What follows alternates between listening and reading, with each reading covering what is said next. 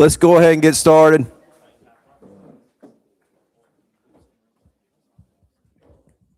Good morning, all sportsmen and women of Tennessee, all those here at Buffalo Refuge and online.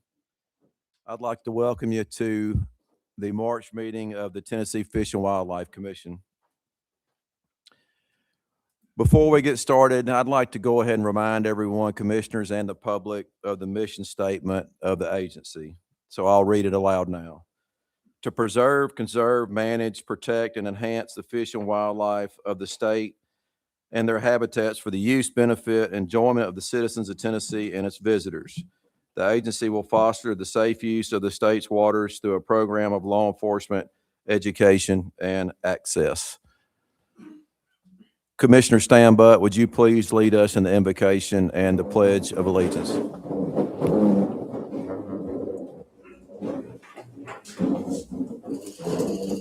We'll have our prayer and then we'll have our pledge. Let's pray. Our God and Father in heaven, truly we do thank you for this beautiful day that we have to enjoy, the privilege that we have as commissioners and the agency to address the conservation and management of our wildlife in this wonderful state. Father, we pray always for safety of those who are traveling. We pray for those who are in need of our prayers as far as sickness and health. Father, and especially we ask our blessings upon decisions that we make in the future of this agency. All this we ask and pray in Christ's most holy name. Amen. I pledge allegiance to the flag of the United States of America and to the republic for which it stands, one nation, under God, indivisible, with liberty and justice for all. Thank you, Commissioner Butt. I'd like to welcome our visitors today. We've got Bill Cooksey, Fred Walker, Will Previtt, Clarence and Laura Dyes, Will Girton, Scott D'Amico, Angela D'Amico, Jeff Cotner, and Nikki Plunkett. So welcome to the meeting. Ms. Juliana, would you call the roll, please?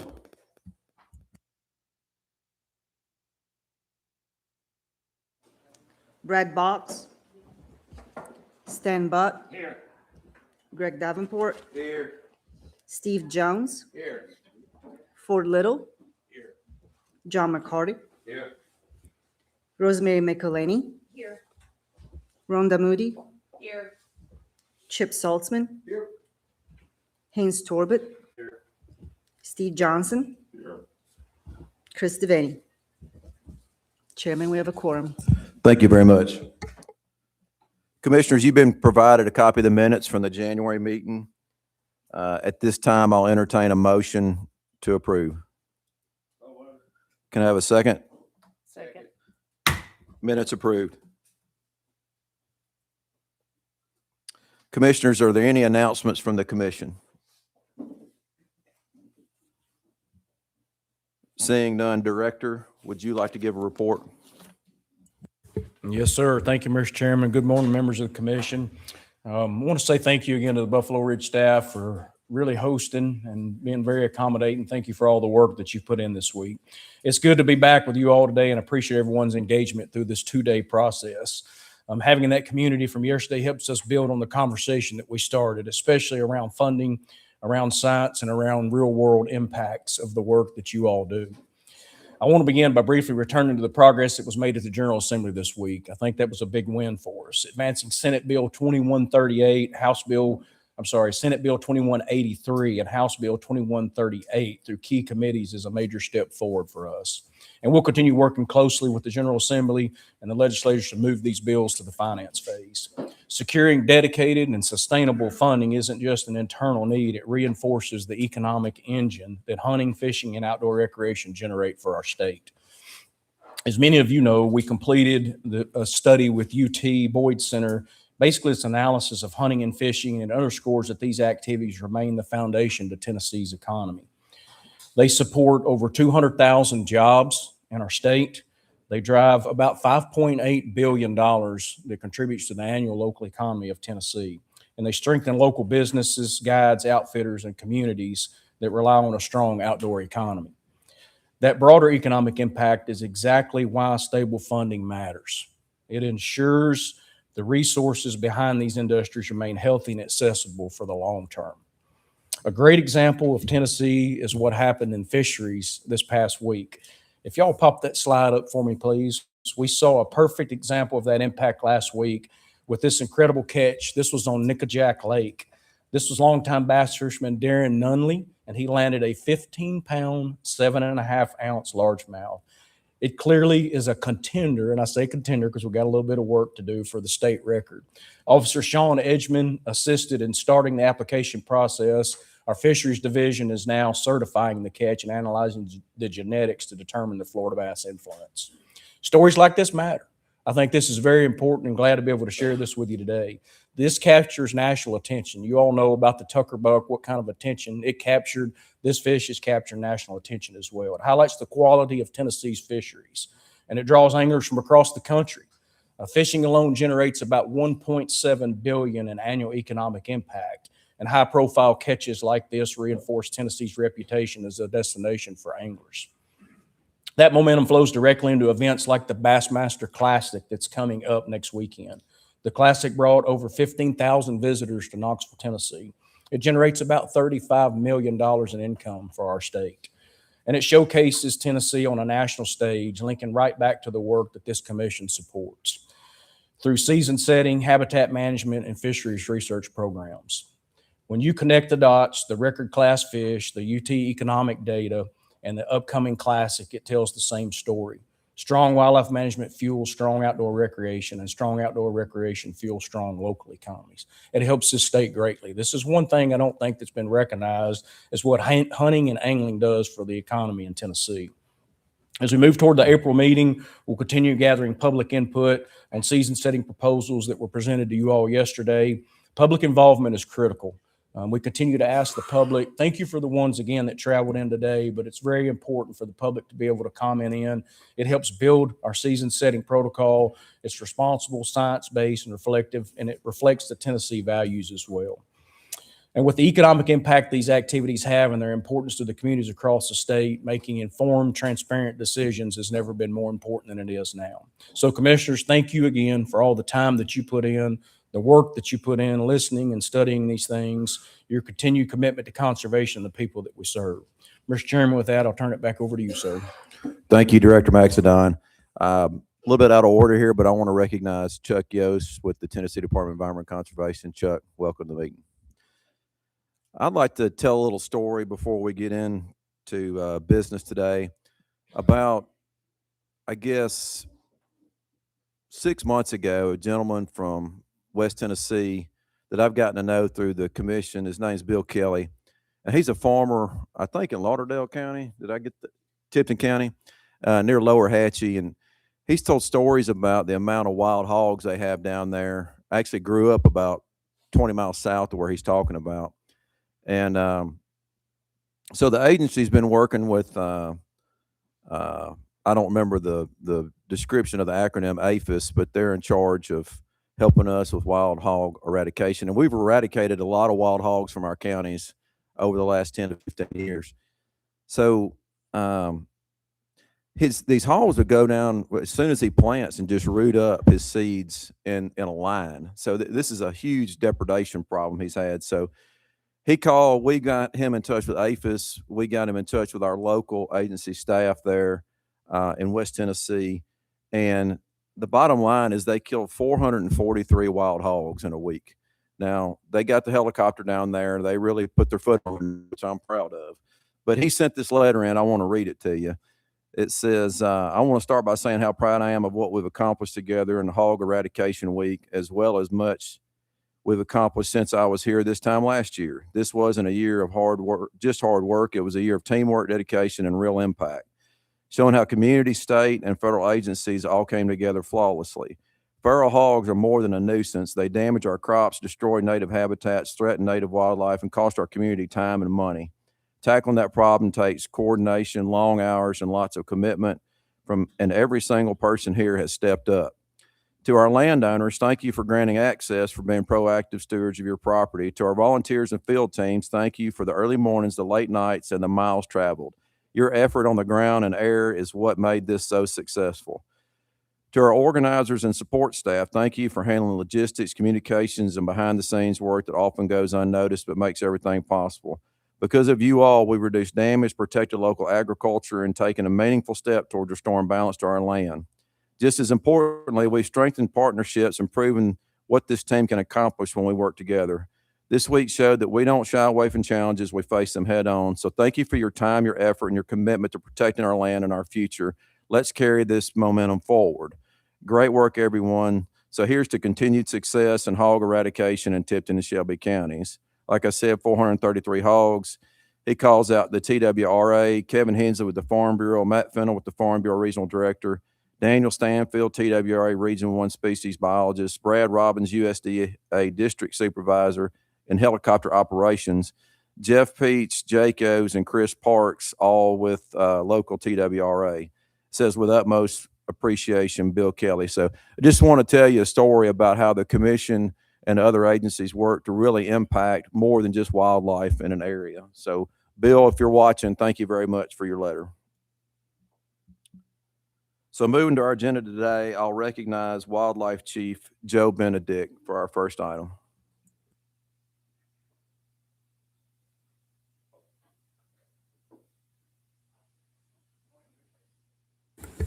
I do it every time. Good morning, Commissioners. It's great to be here again. We have for you now a preview of a rule that you guys will hear at the next meeting in April. It's 1660-0108 Rules and Regulations Governing Hunts. It's going to be a short slide here. I have two sections here. There's a lot of changes in this hunt rule that we're kind of modernizing, and I've got some on the slide there. So we're inserting the word party, and it doesn't hunt application. We have references to handheld mailing in, postmark dates, things that are really antiquated from the way we do things now. We've changed those words and replaced them with things like email and then claim your permit. If you're accepting your permit electronically, we're calling that claim your permit. Another little clarification there, the regulation, the rule says you can only apply one time for an elk permit. And so we just want to clarify that youth can apply for the regular elk quota hunt as well as the hunt. We have had for a couple of years a requirement that anyone that hunts our wildlife management areas in our waterfowl surveys or waterfowl hunts is required to do a postseason survey. We did that initially to look at attendance rate or no-show rate. Did you hunt? Did you not hunt? What did you think? We've got really good input on that. We don't feel like we need that anymore for the hunter, so we're going to remove that. And then the other piece, you all remember this past year we held a quail quota hunt on Bridgestone Firestone. It was our first quota hunt on that property. And so General Counsel recommended that we add a quail quota hunt to the rule. The rule allows us to have quota hunts. It doesn't specifically mention quail. So we're going to add that section to that regulation. So we'll receive public comment on this now through the next month's meeting, and we'll bring this back to you as a formal recommendation for commission action. I also wanted to, here's the rule hearing. It'll be next month, April 17th at 9 a.m. at the UT Institute of Ag building there in Knoxville. Also, we shared with you guys in January, and you'll note the slide there, the rules and regulations around chronic wasting disease. And as the director mentioned this morning, it's very important that we get public input on our proposals for hunting season, fishing season, and these rules that we present. We wanted to give another just kind of a reminder to the public here about this regulation that you guys will again hear next month about the CWD management zone. So I've just got a couple of slides again, just as a reminder for the public. We've got this piece on our input tool. So folks, if you're watching from home, if you want to go back later and look at this and provide input, if you go to the agency's homepage, go down to the bottom where it says public input, you'll be able to provide comment not only on our hunting seasons that we reviewed yesterday, but also on these rules, again, to try to get some good public input. So just a reminder, you see the CWD management zone there in green. We had 3 new positive CWD counties. We shared this at the January commission meeting. Without action, the CWD management zone would grow. That's not the agency's recommendation. These counties, Humphreys, Dixon, Williamson, Lewis, and Wayne, they only have 1 or maybe 2 positive. And we're concerned about continuing and harvest deer. we have this slide that we shared again in January with the processor location. And with these positive counties and the management zone restrictions, we think hunting would be greatly reduced. So again, this is not the agency recommendation. We recommended two different things. One would be to basically align Deer Management Unit 1 with the CWD management zone. So what you see in green on this slide is the agency's recommendation. We would remove Wayne and Lewis County from the zone, and we'd have different regulations for the positive counties outside of that zone. And the recommendation would be to remove this automatic addition of these counties that are contiguous. All the regulations in the CWD management zone would stay. And the next slide I have here is for those CWD positive counties outside the zone. So again, the ones in orange here. The regulation recommendation that you guys will hear in the rule will be for no feeding and no transportation restrictions in those counties. Again, these counties have one or maybe two positive deer. It's difficult to get deer to processors based on the configuration here and where the processors are.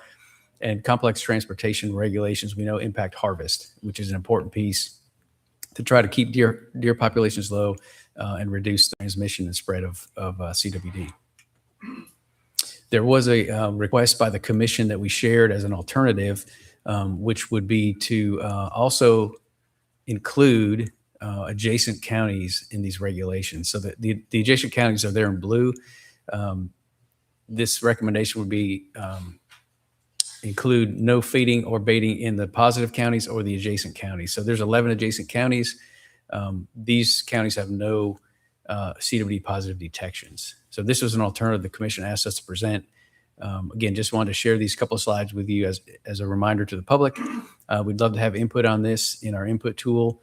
Again, it's at the homepage of the website. You can scroll down to see that public input link. So there's the email at the bottom, the website at the very bottom, and we'll take comment through April 2nd. Thank you. Thank you, Chief Benedict.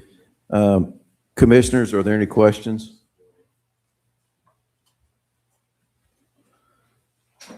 So this will be voted on at our April meeting in Knoxville. Yes, sir. All right. Thank you, Chief Benedict. Thank you. All right, Budget Committee. Yesterday, the Budget Committee referred a budget expansion request to the full commission. Deputy Director Fiss, can you give us a recap of those, please? Yes, sir, Chairman. I'll just put these up on the screen for your review. Again, there's 7 of these in the Wildlife Fund, and all but the officer cell phones are reimbursable through other function or other funding sources. And there were 2 in the boating fund.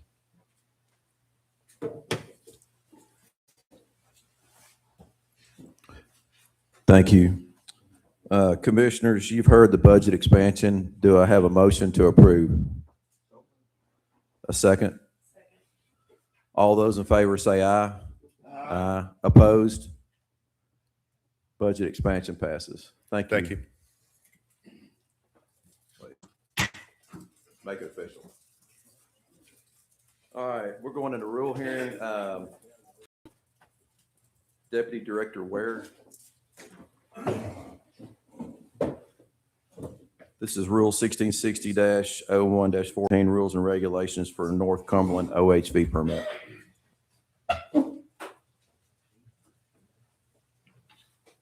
Thank you, Chairman. I don't really have anything as far as a presentation. Just a reminder that this was previewed previously, and it was continued to this month. I believe there have been some recent developments and pending legislation. So I believe the agency's recommendation would be to wait to see how that progresses and possibly continue it again. So, Chairman, I would turn it over to you for discussion. All right, thank you, Brandon. We discussed this at our December meeting, and at that meeting, the motion was made and the commission approved to put this off until the March meeting. Since that time, I think there's been some legislative updates, so I will yield the floor to Commissioner Chip Saltzman.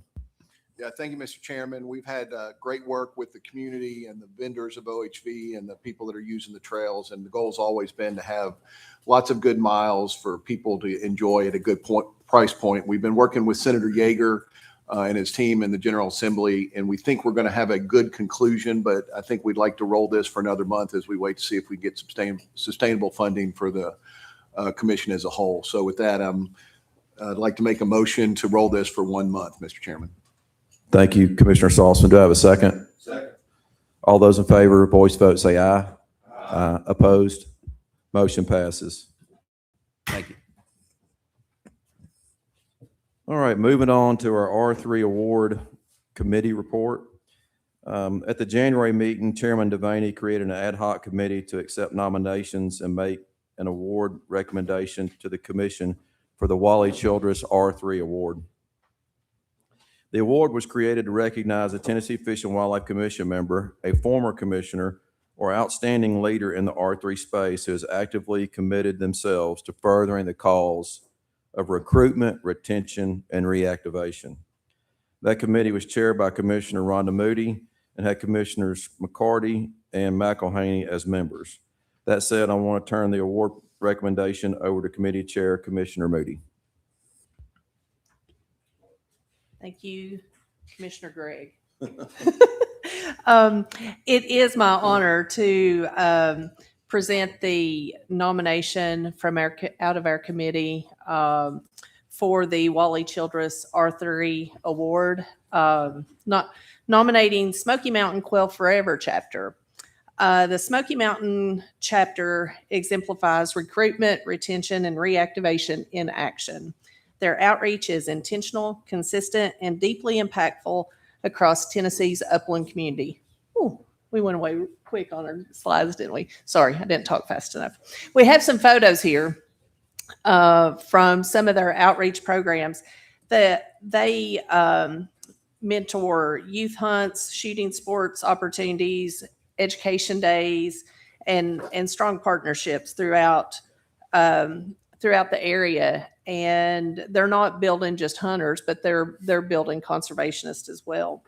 Their youth involvement is especially remarkable. They provide mentored experiences, as you can see on the photos. They're shaping the next generation of conservation leaders. This past weekend, they hosted, along with the agency, 45 youth hunters in a youth hunt on Tellico Lake, WMA, where they shot skeet, they shot 22s, hunted over bird dogs, and watched a trapping demonstration. All these things that the youth may not get the opportunity to see. And to add to that event, the local high school shooting sports program actually volunteered and fed them, all the volunteers at the event. It's a pretty cool deal. So they're talking about R3 on all levels at that point. But then in addition to the youth interaction, they do make conservation investments with the agency, and they partner and help fund internships at WMAs for quail habitat research. And so they're putting their money where the mouth is, and backing up the restoration and the science behind it, as well as getting everyone involved. In my opinion, in our opinion, the chapter reflects the heart of this R3 Wally Childress Award. Mentorship, partnership, commitment to ensuring the traditions, and making sure they're strong for generations to come. With that, I think they're a deserving recipient. I'd like to pass it on to the commission. Thank you, Commissioner Moody. Commissioners, we need to make this official. We'll do it by a voice vote. So all those in favor say aye. Aye. Opposed? Certainly a deserving recipient, Commissioner Moody. Motion passes. All right, moving forward with legacy award nominations, similar to the R3. At our January meeting, Chairman Devaney put together an ad hoc committee to accept nominations. That was Commissioner Box, Ballou, and McElhaney as its members. Unfortunately, Commissioner Box and Ballou could not be here, so Commissioner McElhaney will be referred to in a minute to describe this year's nominee. The purpose of the Legacy Award is to recognize someone or an organization that demonstrates a level of commitment to any of the aspects of the subject that the commission and agency oversee. There are no set criteria other than the recipient's contributions must be under the purview of the Tennessee Fish and Wildlife Commission. It's expected that the person or organizations nominated by the commissioners would have demonstrated a level of commitment to the hunting, fishing, and outdoor lifestyle in Tennessee. There are many people and organizations that give so much to help promote the outdoor lifestyle. So this award is intended to make sure these efforts are not overlooked. And we've got some pretty recognizable names for past recipients. I'll start in 2025 and go back to 21. We have Jim Carmichael, Anthony Landreth, Earl Bentz, Bill Dance, and David Wright. That said, Commissioner McElhaney, I'll turn the award recommendation over to you. Thank you, Chairman. For this year's Legacy Award, the committee recommends Mr. Tom Beasley. Mr. Beasley is an ardent supporter of wildlife-centered youth education and has welcomed countless young people onto his property to experience various forms of outdoor recreation and has historically gone above and beyond to assist the TWRA in advancing its statutory mission and agency goals. By making the first 1,800 acres that became Buffalo Ridge Refuge a reality, he cemented himself and his family's legacy of public access for outreach and education. Mr. Beasley has a long history of philanthropy, generosity, and community involvement that has included providing resources of his lands for youth hunts, ladies hunts, veteran hunts, and youth fishing events. Mr. Beasley graduated from the United States Military Academy at West Point. He served in Vietnam, the Panama Canal Zone, and the Republic of Nicaragua as a commissioned officer in the United States Army. Mr. Beasley endowed the Thomas Beasley Scholarship at Vanderbilt University Law School for the United States Army veterans. He is an astute businessman who listened to his entrepreneurial spirit that has always been committed to the highest ideals of public service and quality education for all. He has been involved with the Nature Conservancy and the Land Trust for Tennessee, for which he was honored with the Land Trust for Tennessee Forever Tennessee event last year. He has 3 children, Jeb, Matt, and Kristen, and several grandchildren. As we sit in the Tom and Wendy Beasley Wildlife Outreach and Special Events Center, Mr. Chairman, on behalf of the Legacy Award Committee, I move that the Commission award and honor Mr. Tom Beasley with the Legacy Award this year. Thank you, Commissioner McElhaney. Any commissioners have any comments? All right, I'd like to memorialize this nominee with a voice vote. All those in favor say aye. Aye. Opposed? Congratulations, Mr. Beasley.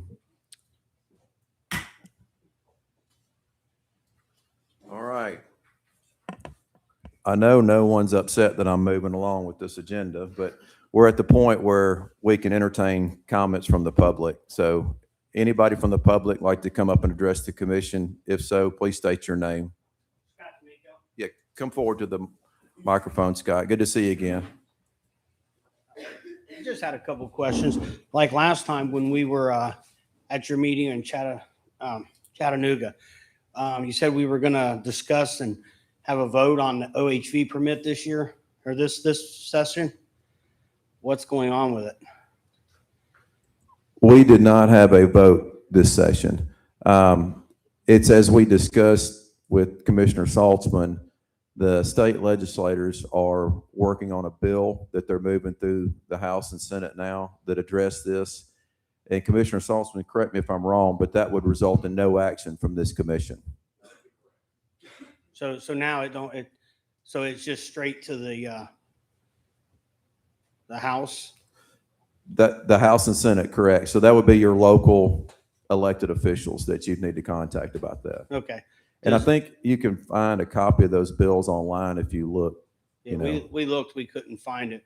But so basically you guys are out of the process of recommendation, what you guys want or anything like that? I'm going to ask Tory Grimes to address that. Yes, sir. This the rule hearing was just a few minutes ago, continued until April, And the reason why they continued it is because the price points themselves, there's a piece of legislation that we've been working with the sponsor, that's Senator Yeager and Representative Powers. And that piece of legislation, if passed, will negate the need for the commission to actually set a price point.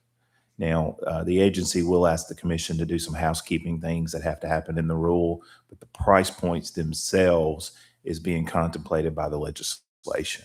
Therefore, the commission won't have to vote on that. So when would this go in effect? Typically, legislation goes into effect on July 1. So if it passes July 1, right now is the beginning of our season. So everybody that's buying a pass right now, what is going to happen come July 1? Nope. What do we tell all of our customers that's buying these passes? Sure. And that's a good point. See, At this point, because there's legislation, we can't really answer that question. At this Because point. now all of our customers are going to say, okay, this is what we got to buy right now. And then come July the 1st, they're going to say, that's no good. Sure. You got to buy this pass. So you just wasted this money. It's a valid point. And I understand. they're not going to be happy. Sure. I understand that. So Senator Yeager and them, they're the ones discussing this? Well, I mean, I think the members of the commission are working with Senator Yeager. Because we haven't heard anything. Even we went down and got with the mayor of Campbell County. And as far as my recollection, when we talked to him, he didn't even know anything about this being discussed. Sure. I can't speak to that. I mean, it sounds like somebody's just trying to keep us in the dark and trying to pass a bill without our knowledge or, our input on it. We were just trying to find that out. legislation's available to the public. It's out there right now. So Senator Yeager, and that's who we start sending stuff to and finding out what's going on with this bill. And my understanding is the bill's on notice to be heard in the General Assembly next week. Okay. I appreciate it. Thank you. Yes, sir. Thank you for coming. Anybody else with the public? Mr. Fred, you know the drill. Yes, sir. Fred Walker, Maryville, Tennessee. I feel like I got my discussion that I've been asking for, and I appreciated that very much. And I'm in total understanding and agreement. I want to thank Mr. Grimes and Mr. Butt very much for communicating with me. And I'm happy with the process. And so let's go. Thank you. I'm happy to hear that, Mr. Walker. Thank you. Anyone else from the public? Yes, sir. Come up, Mr. Clarence.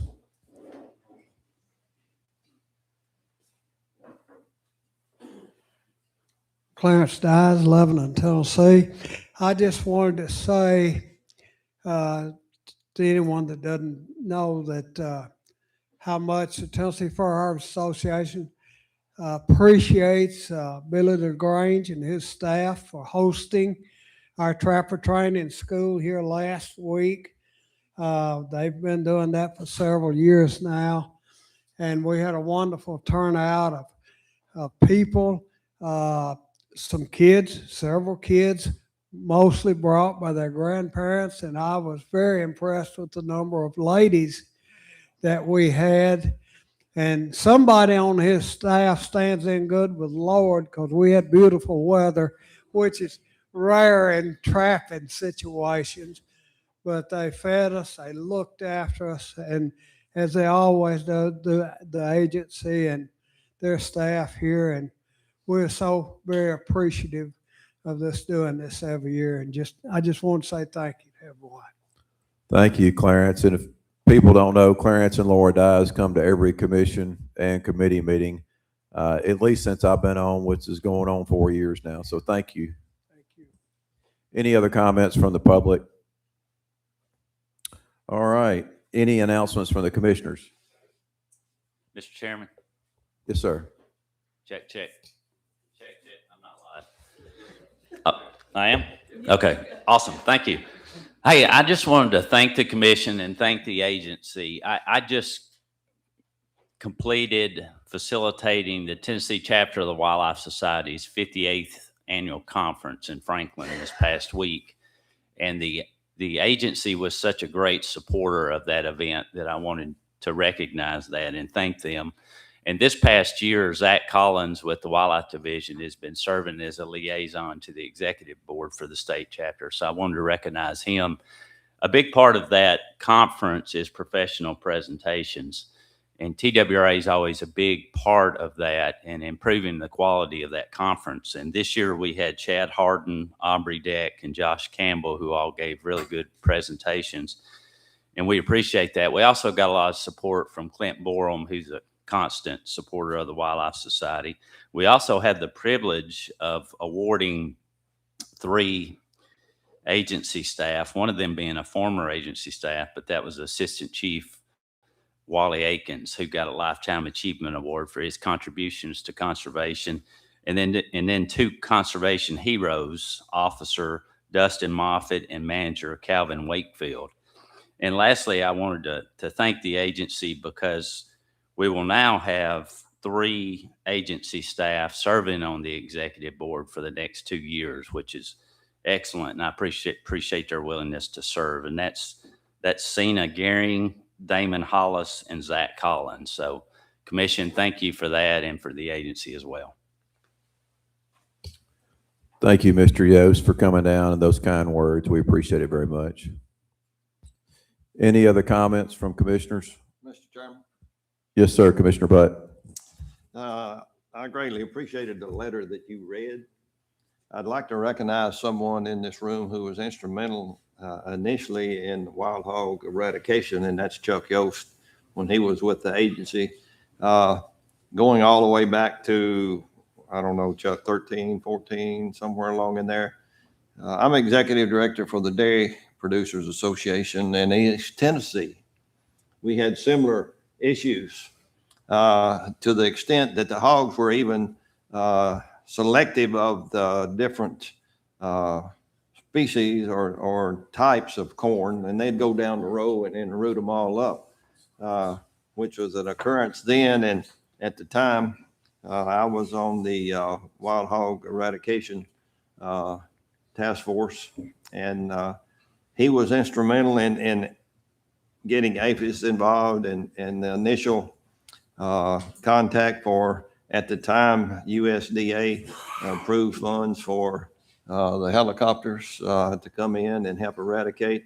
Hogs got so smart that initially we started trapping in square pens, and they'd pile up in the corner and get out. And then we went to the round pens, and they got so smart that if anything happened, then they wouldn't go in because of tripping the door. And so they went from that to automatic doors. And so the success of the initial program and last year, then we reorganized and began wheat all over again with emphasis on addressing that issue. So I just wanted to recognize Chuck because he did an outstanding job back then, and I appreciate him being here, and just wanted everybody to know that he was instrumental in helping to facilitate that action. Thank you, Chuck. Thank you, Commissioner Butt, for your kind words. Commissioner Salzman. Yeah, all that's good, Chuck, but I would like to admonish you for no chocolate milk today. I second that.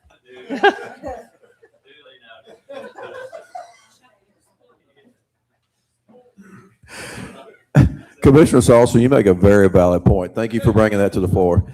Any other announcements from the commission? One thing, Chairman. Yes, sir, Commissioner Johnson. Thank you. I'm sensitive to the gentleman's comments earlier. I see the potential for negative unintended consequence. They're saying that selling OHV passes for the year.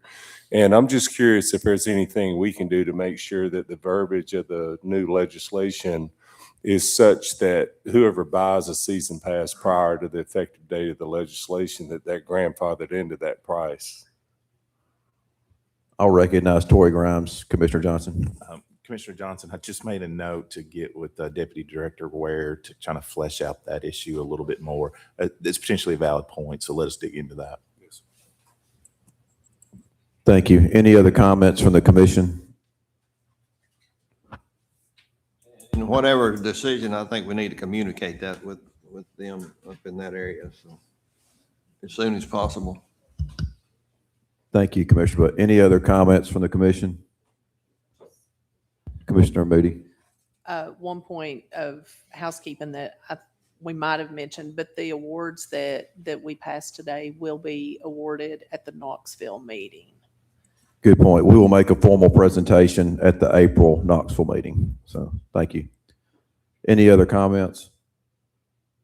I'll entertain a motion to adjourn. Second? Adjourn. Thank you.